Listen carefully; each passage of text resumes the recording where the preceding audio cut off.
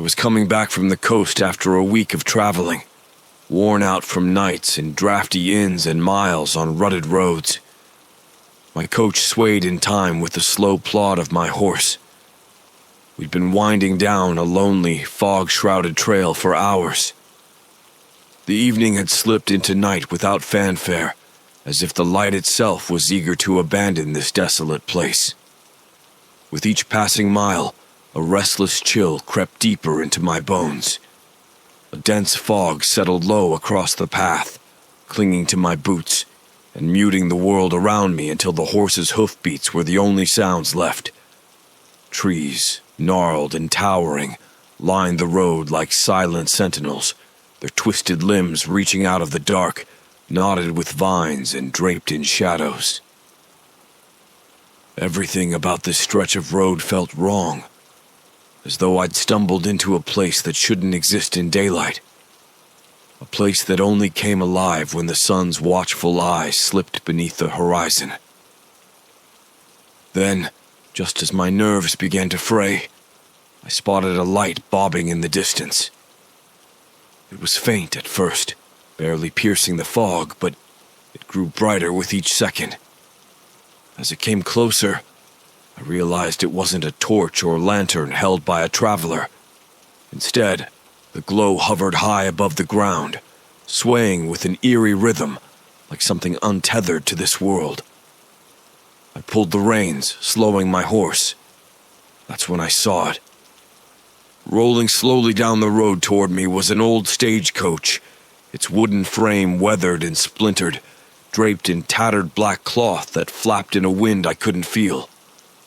The wheels were nearly silent as they turned, grinding forward without a sound except for an occasional groan, as though the coach bore an immense weight. The horses that pulled it were unlike any I'd ever seen. Thin, skeletal, with coats like shadows stretched over bones, their eyes pale and lifeless, staring straight ahead. No driver sat at the reins, yet the coach moved purposefully, as if following a path it knew by heart. The sight of it was mesmerizing, compelling in a way I couldn't understand. As it drew nearer, I was hit with a strange impulse to follow it, though I couldn't say why. Something inside me, a voice that felt both mine and not mine, whispered that I must see where this ghostly vehicle would lead. I glanced around, wondering if there were others nearby, watching this strange procession. But the road was empty, and the trees stood still and silent. Even my horse was stock still, its ears perked but unmoving, as though caught in the same spell. Then, just as the stagecoach passed me, I thought I heard something. It was faint, like a sigh carried on the wind, but unmistakable. A chorus of voices, murmuring in a strange, mournful tone. The words were too faint to make out, but something in the cadence felt familiar, as though they were repeating a name. My name. I swallowed hard, feeling a strange tightness in my chest. It was a warning, I was certain of it, but of what, I didn't know. The coach slowed, its wheels grinding to a halt just a few feet ahead of me. As I watched, the door swung open, creaking as it moved, revealing a dark, yawning interior. Inside, faint outlines shifted in the shadows, and I felt a prickle of fear climb up my spine. Without realizing it, I'd stepped closer, almost to the edge of the door. It was then that I saw them. Faces staring back at me from the shadows within, their eyes hollow and filled with a deep, unfathomable sorrow. They seemed trapped, mouths moving soundlessly, as if pleading for something I couldn't give. A shiver crept over me. Every instinct urged me to turn back, to flee down the road and forget what I'd seen. But the coach stood there silent and waiting, as though expecting me. And in that instant, something stronger than fear took hold. A strange, inexplicable desire to know what secrets lay within.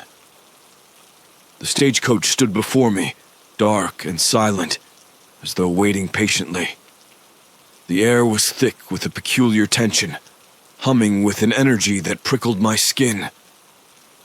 Inside, those faces watched with hollow eyes, mouths moving in a silent, relentless plea.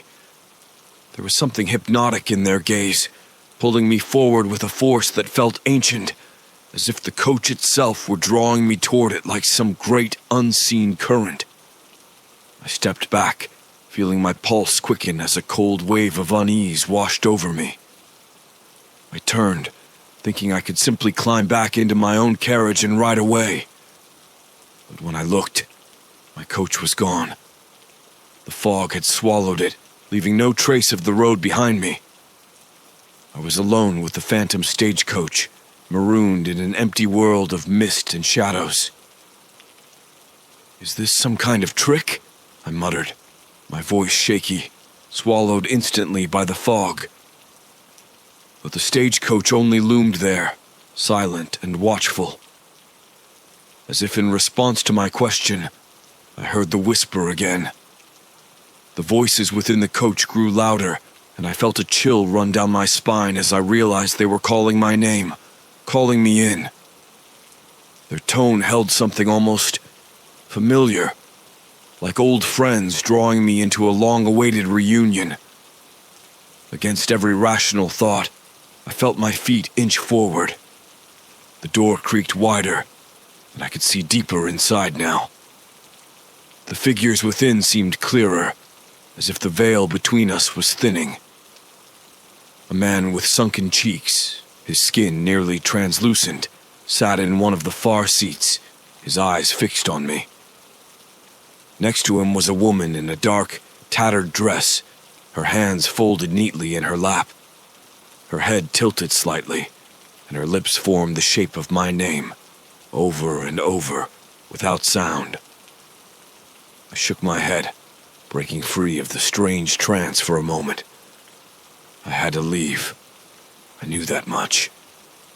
This wasn't some vision or dream. It was real. And everything in me screamed that this was a place meant only for those who had left the world of the living. A stagecoach for the lost. For the dead. I backed away, but the fog seemed to thicken, as if conspiring to keep me near. I couldn't see the trees anymore or even the ground beneath my feet. It was just me and the coach, its skeletal horses now watching me with pale, unnerving eyes. Their breath steamed in the cold night air, filling it with an acrid scent of decay. I turned, prepared to run blindly into the mist, but the soft creak of wheels drew me back around. The stagecoach had started to move again, slowly rolling past me, and something, curiosity, madness, I don't know, compelled me to follow it. I matched its pace, just a few steps behind, as it continued down the invisible road. The whispers grew softer, yet they clung to the air like the remnants of a distant song. I could almost make out words now, fragments of sentences that brushed against my mind like tendrils, vague memories pulling at the edges of my thoughts. A child's laugh, a soft lullaby, someone calling my name from long ago. It was as if the coach carried not just spirits, but memories, ancient and forgotten, like the echo of lost lives. Each step closer filled me with a strange blend of dread and longing, an ache I couldn't quite place. I wanted to stop, to turn back, yet I couldn't deny the pull. Something inside me felt unfinished, as if there was something waiting for me on that coach. Perhaps, I thought, I was meant to be here. The stagecoach continued forward, veering slowly off the road, leading me into a clearing that emerged from the fog. In the center stood a single twisted tree, its branches reaching like skeletal fingers toward the heavens. The coach came to a halt beneath it, and the door swung open wider, an invitation I could no longer resist. I took a deep breath, stepping closer, my pulse racing as I peered into the shadows within.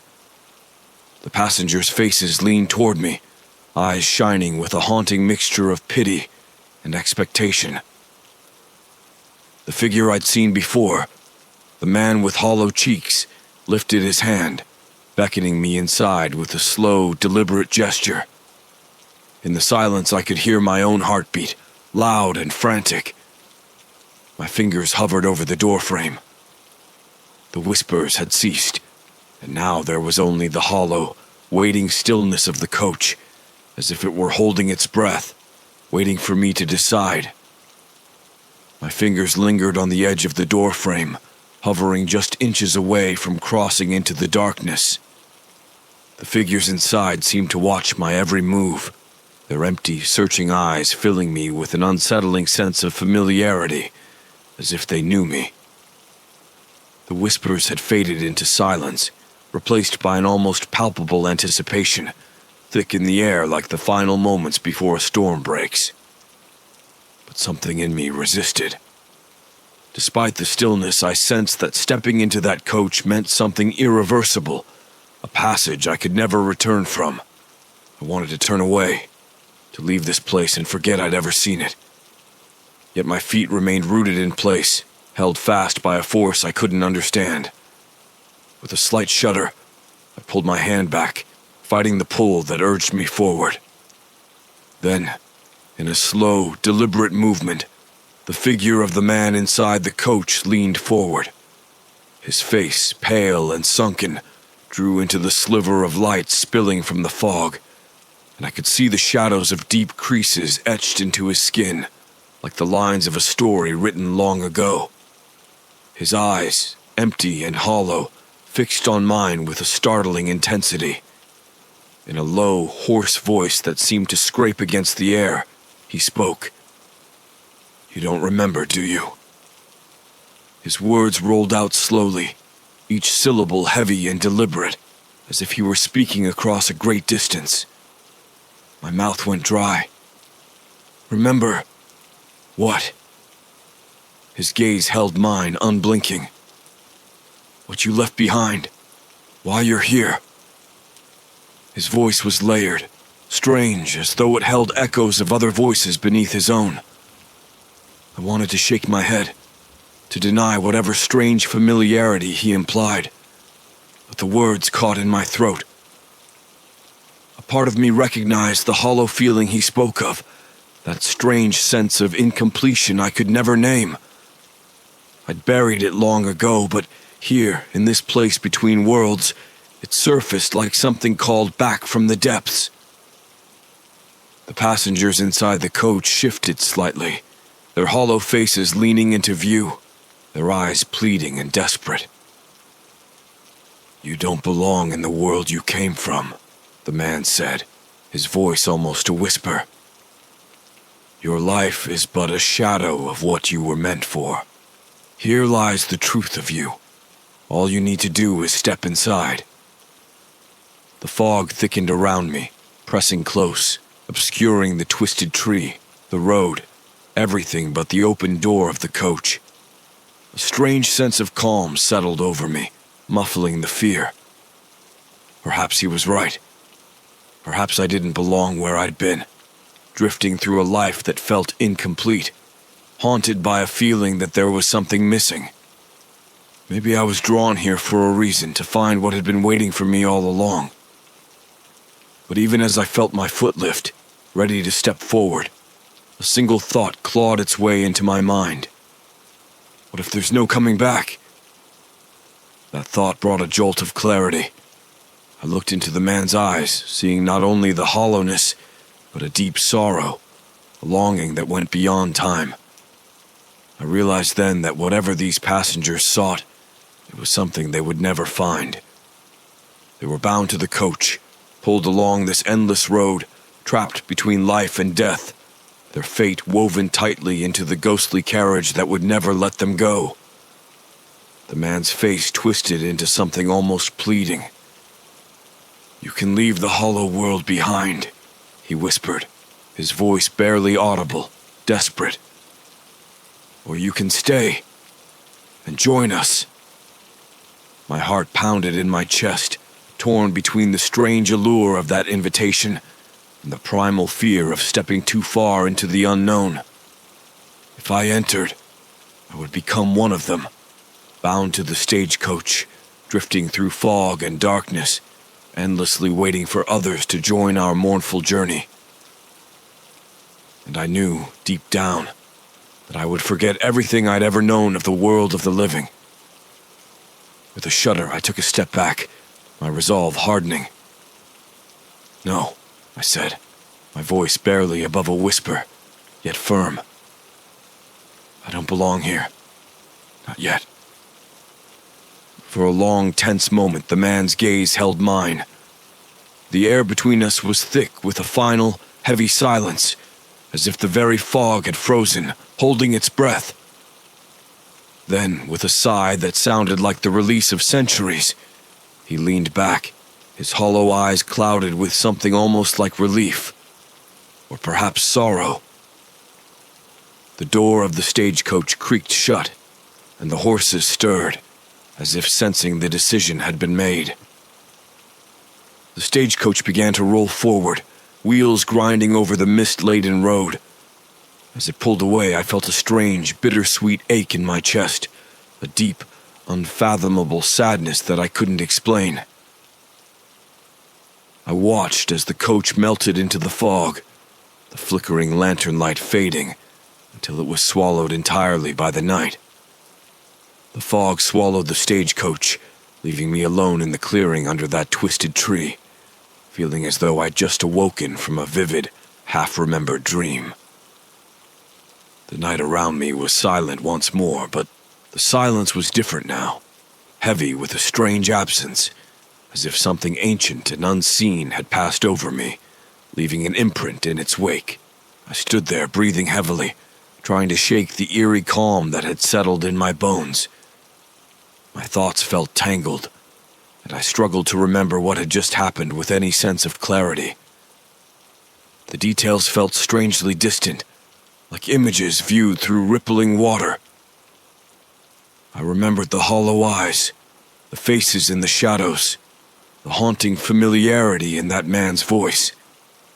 The words he'd spoken echoed faintly, as if a part of me had known them long before he said them.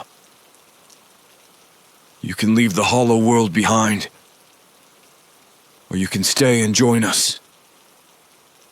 It was unsettling, that feeling of recognition. But perhaps what unnerved me most was the way a part of me had wanted to step into that coach, to let myself be carried away into whatever realm lay beyond.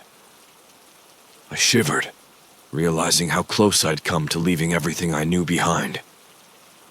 Just then, a sound broke the stillness, a faint, distant creak, like the groan of an old wheel turning far off in the fog. I turned, heart pounding, but the road was empty, shrouded in the same eerie mist.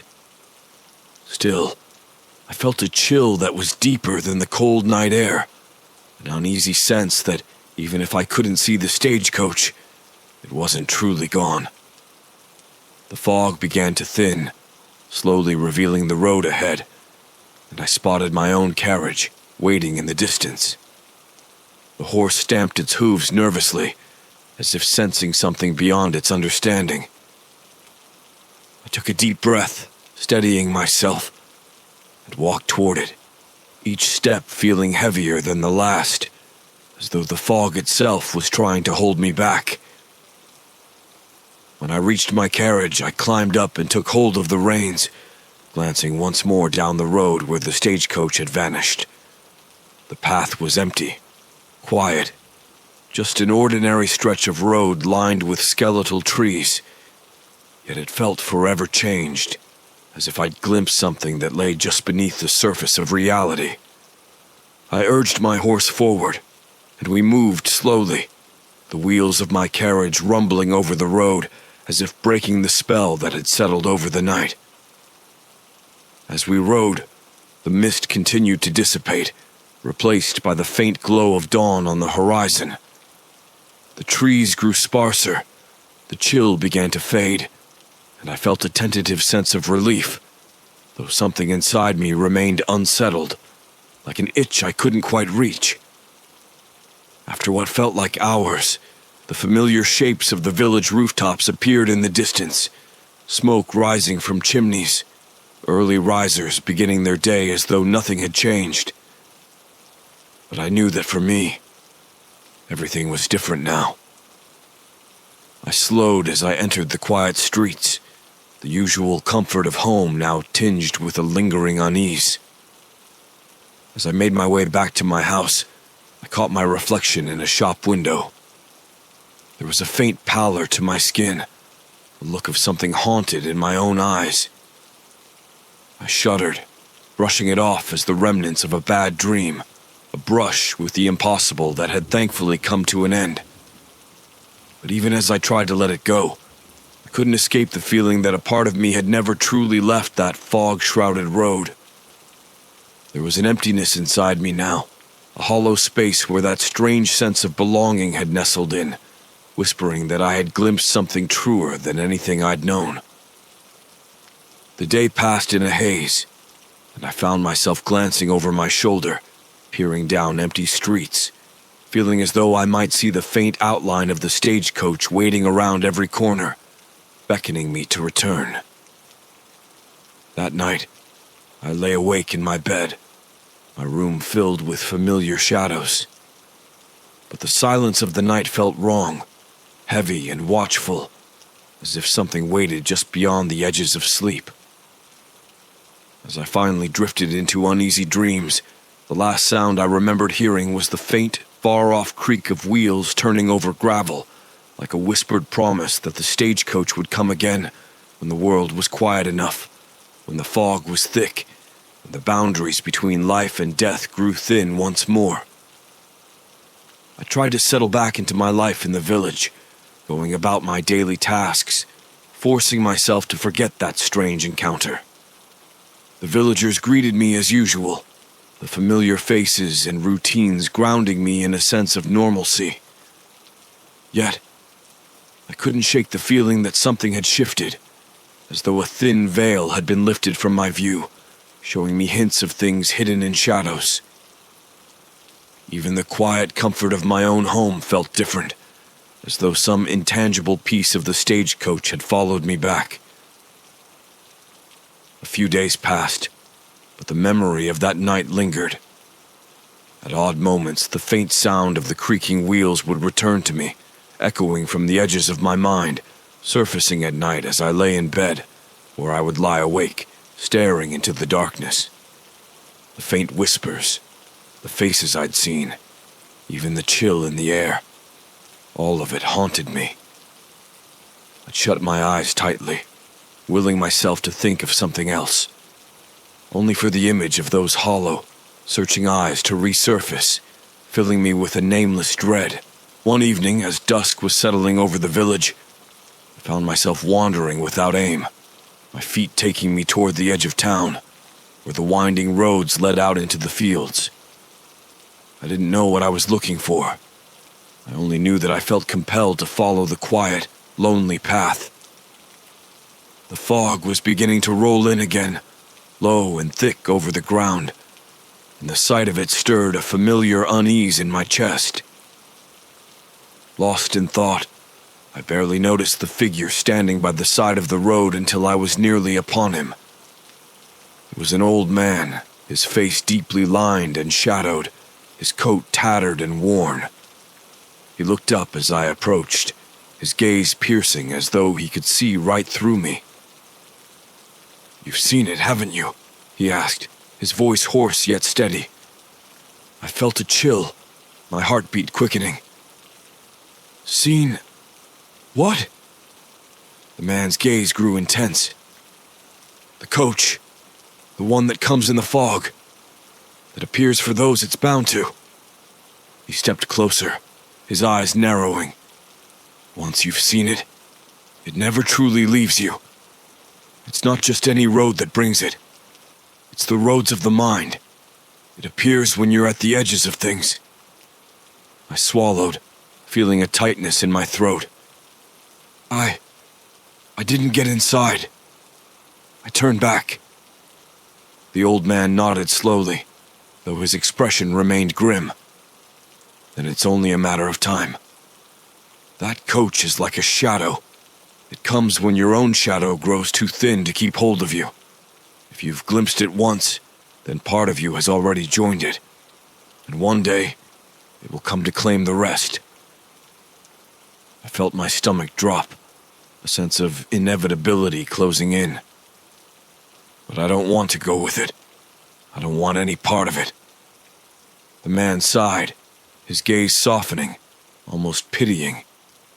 None of us do. Not really. But that coach, it's as old as time itself. It doesn't belong to any world. Once it knows your name, it doesn't forget. He reached into his coat pocket and pulled out a small, dark vial filled with a strange, silvery liquid. Here, he said, pressing it into my hand. When the fog is thick and you hear those wheels again, drink this. It won't stop the coach from coming, but it might help you stay anchored here for a little longer. I took the vial, feeling its cool weight in my hand. Thank you, I whispered, though fear gnawed at me. How long have you known about this? Have you seen it too? He looked away, his face filled with shadows. I've known it all my life, lad. Once, long ago, I tried to resist, to run. But the stagecoach always finds you when the time is right. I've managed to stay a bit longer, yes, but only because I learned its ways. He looked back at me with a sad, knowing smile. I fear you're part of it now, as I am.